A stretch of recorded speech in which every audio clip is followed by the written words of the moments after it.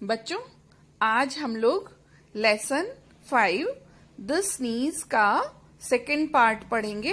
पहला पार्ट आप लोग पढ़ चुके हैं और उसमें आपने देखा कि किस तरीके से इवान शेरवियाकोफ एक ओपेरा हाउस में जाता है और जहां पर उसको छींक आ जाती है और उसके छींक के कुछ पार्टिकल्स जनरल ब्रेज़ालोव के सिर पर पड़ जाते हैं और वो बार बार उनसे माफी मांगता है। जनरल ब्रेज़ालोव ध्यान नहीं देते हैं, वो घर पर जाकर अपनी पत्नी से चर्चा करता है। अब देखते हैं क्या होता। अब बच्चों हम लोग इसके आगे पढ़ते हैं। The following day Chervyakov shaved, wore his new uniform and went Brezalov's office to explain things to him.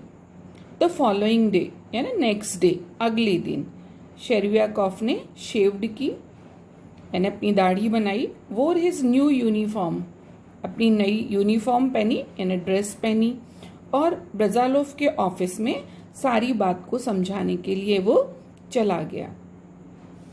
In the general's reception room, there was a large crowd of petitioners. जो जनरल ब्रेज़ालोव का reception room था वहाँ पर बहुत लोग बैठे हुए थे। किस चीज़ के लिए? वो कोई अर्जी लगाने आए थे। पेटिशनर यानी जो अर्जी लगाते हैं, पेटिशन यानी अर्जी, प्रार्थना, और पेटिशनर यानी जो प्रार्थना पत्र लगाते हैं किसी चीज़ में, उसको पेटिशनर कहते हैं। Sitting at a large table in the centre of the room was the general who had already begun his reception. एक बड़ी टेबल पर बीचों बीच में जनरल खुद बैठे हुए थे। After he had interrogate several of the petitioners, interrogate यानी प्रश्न करना, पूछताछ करना। उन्होंने जो पेटिशनर्स थे, जैसे जो कोर्ट में लगाते हैं ना, याचिका लगाते हैं, अर्जी लगाते हैं, तो उन्होंने उनसे इंटरोगेट यानी उनसे पूछताछ की। The general raised his eyes to Chervyakov, अब जनरल ने अपनी आंखें उठाई और देखा कि शेरवियाकोफ भी वहाँ बैठा हुआ है। बच्चों इस पैसेज को बहुत ध्यान से पढ़ना है क्योंकि जो बी टाइप के हमारे 2 क्वेश्चन हैं वो इसी पैसेज में से कवर होंगे। इसलिए हम लोगों को कि जनरल का रिएक्शन क्या था जब शेरवियाकोफ पहुंचा, जनरल ब्रेज़ालोव क्या कर रहा था, ये सब हम लोगों को इस पैसेज में ध्यान से पढ़ना है। Yesterday at the Opera House, if you remember, Your Excellency, the little official began. Little official किसके लिए आया है? ब्रेज़ालोव, शेरवियाकोफ के लिए आया है। तो उसने कहा कि सर, यस्टरडे यानी कल जो निकल गया है, एट द ओपेरा हाउस में, इफ़ यू रिमेंबर यानी याद करना, यदि आपको याद हो, योर एक्सेलेंसी यानी सम्मान सूचक शब्द। आई स्नीज्ड, मुझे छींक आ गई थी। Accidentally spattered on you, excuse. और एक्सीडेंटली, जानबूझकर नहीं। एक्सीडेंट कैसे होता है? अचानक होता है ना, बिना सोच के, बिना विचार किए। तो एक्सीडेंटली, और जो मैं छींका तो वो पूरे जो उसके वेपर्स थे, वो छींटे थे, वो आपके ऊपर फैल गए, स्कैटर हो गए। You are talking about the same thing, what nonsense, what I can do for you. अब तो ब्रेज़ालोव को गुस्सा आ गया। उसने कहा कि यू आर टॉकिंग अबाउट, तुम बार बार वही चीज बोल रहे हो। व्हाट नॉनसेंस, नॉनसेंस है ना बकवास, मैं तुम्हारे लिए क्या कर सकता हूँ। इसको भी बच्चों आपको बहुत ध्यान से पढ़ना है क्योंकि बी पार्ट का सेकेंड क्वेश्चन, फर्स्ट और सेकेंड क्वेश्चन यहाँ से कवर होते हैं। शेरवियाकोफ टर्न्ड पेल, पेल है पीला पड़ जाना। शेरवियाकोफ तो पीला पड़ गया। He won't speak to me, he said to himself, उसने अपने आप से ही कहा कि ये तो मुझसे बोलेगा नहीं। This means he is angry, इसका मतलब क्या है कि ब्रेजालोव तो बहुत गुस्सा हो गया। I must explain the whole thing to him. ऐसा लगता है कि अब तो मुझे होल यानी पूरी, होल यानी पूरा, तो पूरी बात उसे समझानी पड़ेगी। When the general had finished his interviews with the last petitioner and was leaving, general ने वो पेटिशनर से पूछताछ कर रहा था। जब आखिरी पेटिशनर यानी आखिरी जिसने अर्जी लगाई थी, प्रार्थना पत्र दिया था, उससे पूछताछ कर ली और वो वहाँ से लीव यानी जाने लगा, Chervyakov stepped up to him and murmured. Chervyakov step up यानी आगे बढ़ा और मर्मर्ड, मर्मर्ड का होता है धीरे धीरे बोलना, बहुत ही सॉफ्ट, बहुत ही कहना चाहिए धीमी, हल्की और विनम्र आवाज में बोलना, murmured. Your excellency, if I did trouble to you, it's only I can assure you from a feeling of repentance. उसने कहा योर एक्सेलेंसी, यदि मैंने आपको ट्रबल दी है, मैंने आपको परेशानी दी है, इट इज़ ओनली, तो वो मैं ही हूँ, और आई कैन अश्योर यू, मैं आपको भरोसा दिला सकता हूँ, अश्योर यानी भरोसा दिलाना, from a feeling of repentance, repentance यानी पश्चाताप, कि मुझे इस बात का पश्चाताप है। आई did not sneeze on purpose, purpose यानी मकसद, उद्देश्य, मैंने किसी मकसद से आपके ऊपर नहीं छींका था। Your excellency must know that, महानुभाव आप इस बात को याद रखें। The general made a fearful face and waived his hand in despair. अब तो जनरल को बहुत गुस्सा आ गया, उसने अपने चेहरे को फियरफुल यानी खतरनाक बना लिया, डरावना बना लिया, और अपने हाथों को डिस्पेयर यानी परेशान होकर हिलाया, और क्या बोला, यू और simply joking, he said disappearing behind the door. उसने कहा तुम मजाक कर रहे हो मुझसे, और वो डिसअपियर, डिसअपियर यानी गायब हो गया, वहां से आगे चला गया। He says I am joking, thought Chervyakov, but there is no joke about at all. Chervyakov ने सोचा कि जनरल तो सोच रहे हैं कि मैं मजाक कर रहा हूं, लेकिन इसमें कोई मजाक नहीं है। He is a general and he can't understand what A common man like me is going through. वो तो एक जनरल है, वो नहीं जानता कि एक कॉमन मैन, मेरे जैसा एक साधारण आदमी, किस स्थिति से गुजर रहा है। I am not going to beg that man's pardon again.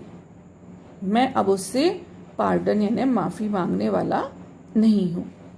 I will write him a letter but I will not come here again. अब मैं माफ़ी नहीं मांगूंगा, अब मैं उसको एक पत्र लिखूंगा।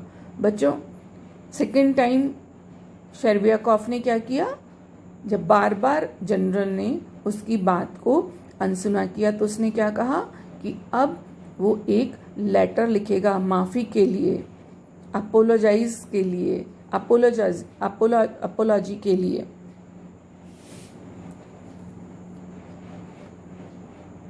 शेरवियाकोव could not stop thinking about the incident as he walked homewards. वो वापस घर चला गया।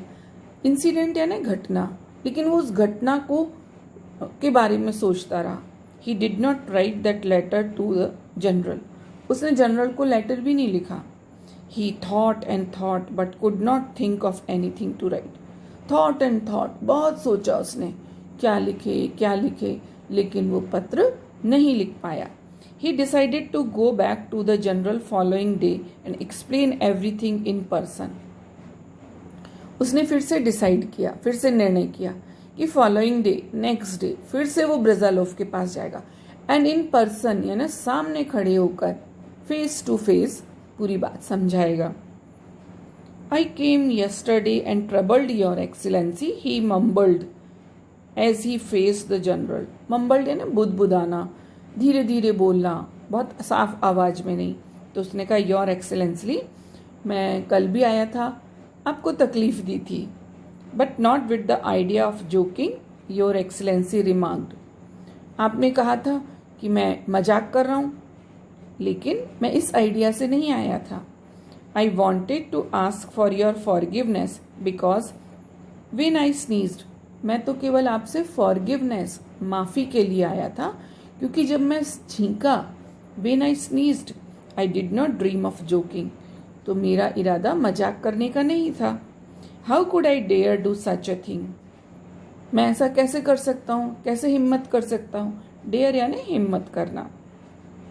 To joke would be to show no respect for person. मजाक करने का मतलब तो ये है कि किसी के लिए कोई इज्जत नहीं है। Get out road the general. अब तो जनरल रोड जनरली सामान्यतया शेर की दहाड़ को कहा जाता है। जो जनरल था वो जोर से चिल्लाया, गेट आउट, बाहर जाओ। सडनली क्वैकिंग, एकदम से, सडनली यानी अचानक से, क्वैकिंग यानी हिलने लगा गुस्से में। Growing red in the face, और उसका चेहरा गुस्से से लाल हो गया। What whispered शेरवियाकॉफ। शेरवियाकॉफ ने विस्पर्ड, ये एक दो बार पहले भी आया, पुरानी चिल्ड्रन पोयम में भी आया था, सेकंड लेसन में भी आया था। विस्पर का मतलब धीरे धीरे बोलना, जो बाजू वाले को ना सुनाई दे। उसने कहा क्या? He was horrified to see the general so angry. Horrified है ना, डर जाना। उसने देखा कि जनरल तो बहुत गुस्से में, तो वो बहुत बुरी तरह डर गया। Something seemed to break inside Chervyakov off. ऐसा लग रहा था शेरवियाकॉफ के अंदर कोई चीज़ टूट रही है, कोई चीज़ अलग हो रही है। He stumbled through the door. Stumble यानी लड़खड़ाना, तो वो लड़खड़ाते हुए दरवाजे की ओर बढ़ा। And out into the street, और बाहर निकलकर स्ट्रीट यानी गली में आ गया। ही कुड नॉट सी और हियर अ थिंग। अब ना तो वो कोई बात सुन पा रहा था। And he crawled along the pavement. वैसे तो क्राउल्ड का मतलब होता है, क्राल का मतलब होता है रेंगना, धीरे धीरे चलना। तो वो बड़ी मुश्किल से पेवमेंट, सड़क के किनारे का वो रास्ता जिसपे कि पैदल चलने वाले पेडेस्ट्रियंस चलते हैं, पेवमेंट, तो वो बड़ी मुश्किल से धीरे धीरे चल रहा था। He walked home mechanically. Mechanically यानी वो नहीं चलना चाह रहा था, बस चलता जा रहा था मशीनी रूप से। When he reached there, he laid down on a sofa. घर पहुंचकर वो सोफे पर लेट गया। Taking off his uniform, उसने अपनी, विदाउट टेकिंग ऑफ, इतना दुखी था वो, उसने अपनी यूनिफॉर्म तक नहीं उतारी। टेक ऑफ यानी उतारना। एंड डाइड, और उसकी मृत्यु हो गई। यानी उसको इतना ज़्यादा, ही वाज शॉक्ड, इतना धक्का लगा इस बात का कि वो जनरल के उस गुस्से को सहन नहीं कर पाया और वो मर जाता है। बच्चों, ए टाइप के क्वेश्चन और बहुत सारे ऑब्जेक्टिव वगैरह हम लोग पार्ट 1 में कर चुके थे। आज हम लोग बी टाइप के फर्स्ट और सेकंड क्वेश्चन करेंगे। How did Chervyakov apologise in the office. शेरवियाकॉफ ने ऑफिस में किस तरह से माफ़ी मांगी, तो ये हम लोगों ने वहाँ जब ब्रेज़ालोव पेटिशनर के साथ बात कर रहा था तो उसने पूरी घटना बताई, और आप वहाँ से इसके आंसर को लिख लेंगे। How did the general react. General ने कैसे रिएक्ट किया? जनरल बहुत गुस्सा हो गया और उससे क्या बोला? गेट आउट, उसको बाहर निकाल दिया। और क्या बोला कि आर यू जोकिंग, क्या आप मजाक कर रहे हैं? ये जनरल का रिएक्शन था। Why did Chervyakov die. Chervyakov की डेथ क्यों हो जाती है? क्योंकि शेरवियाकॉफ वो दिल से माफ़ी मांगना चाहता था, बार बार ही वॉज अपोलोजाइजिंग, लेकिन जो जनरल था वो इस बात को सीरियसली नहीं ले रहा था, और इस बात से शेरवियाकॉफ को क्या हुआ? बहुत ही शॉक्ड हो गया वो, और इतना ज़्यादा शॉक्ड हो गया कि उस शॉक में उसकी डेथ हो जाती है। तो बच्चों, ये हमारा 5th लेसन कंप्लीट हुआ। आप लोग 1st से लेके 5th लेसन तक के क्वेश्चन आंसर्स को याद कीजिए वोकैब को याद कीजिए, डिफ़िकल्ट वर्ड्स लिखिए और इनका रिवीजन कीजिए। अब हम लोग अगले सेशन में लेसन 6 स्टार्ट करेंगे। तब तक के लिए जय हिंद।